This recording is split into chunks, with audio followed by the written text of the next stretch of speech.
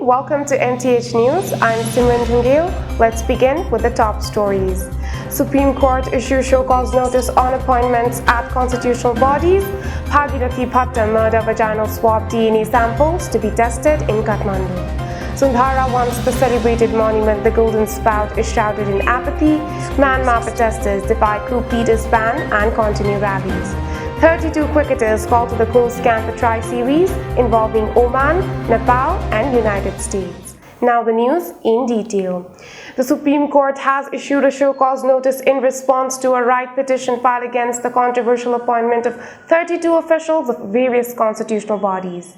A single bench of Justice Kumar Regmi issued the order in the name of defendants, including the President's office and the Prime Minister's office, to explain the rationale behind the decision within 15 days, demanding that the court cancel the appointments made without holding the parliamentary hearing as directed by the Constitution's senior advocate Dinesh Tripathi had filed the petition. Meanwhile, House of Representatives Speaker Agni Prasad Sapkota has also filed a right petition against the appointments today.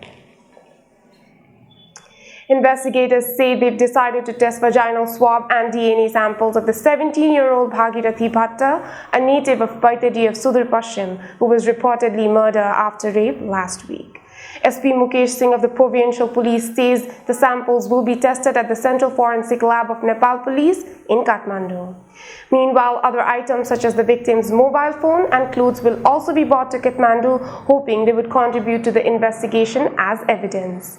Around 2.5 years ago, a 13-year-old girl, Nirmala Pant, was killed in Kanchanpur of the province in a similar fashion.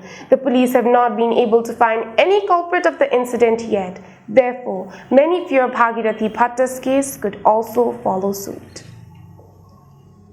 And with this, we take a short break. We'll be back. Do stay with us. Would you like to become a RJ, VJ and TV anchors? Visual editor, sound editor, or camera person? Or you would like to develop your personality and groom yourself? Come to us. We are Media Training House and Entertainment.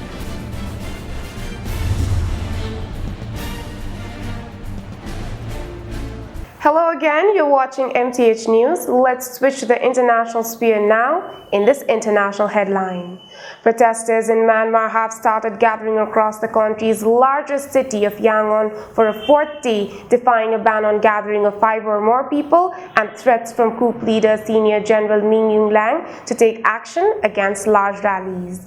In Samsham Township, dozens of teachers marched on the main road waving a defiant three-finger salute, a gesture borrowed from pro-democracy movements across Asia. A video posted on social media also showed hundreds of people gathered on the side of highway near Yangon. Some of them occupied the street at some point, slowing down traffic. Early on Tuesday morning, authorities also temporarily shut several bridges connecting to the country's biggest city to 3 outlying districts. But the bridges were later reopened to traffic as people angrily protested against the closure. Now let's move towards the sports news. The National Cricket Governing Body Cricket Association of Nepal has selected 32 players for the primarily preparation of a tri-series involving Oman and the United States that Nepal is playing next month. The International Cricket Council has already scheduled the series under the ICC World Cricket League 2, which will be held in Oman from March 19 to 28. The primarily trainings will begin from Saturday. With these news, we've come to the end of this bulletin, and before we wrap up, the headlines once again. Supreme Court issues show cause notice on appointments at constitutional bodies. Bhagirathi Bhatta murder vaginal swab DNA samples to be tested in Kathmandu. Sundhara wants the celebrated monument The Golden Spout is shrouded in apathy. Myanmar protesters defy coup leaders' ban and continue rallies. 32 cricketers called to the closed camp for tri-series involving Oman, Nepal and United States. Now it's time to say goodbye. We'll be back with another English news edition of MTH News at 12 noon. Till then, keep watching MTH Channel. Have a great time. Namaste.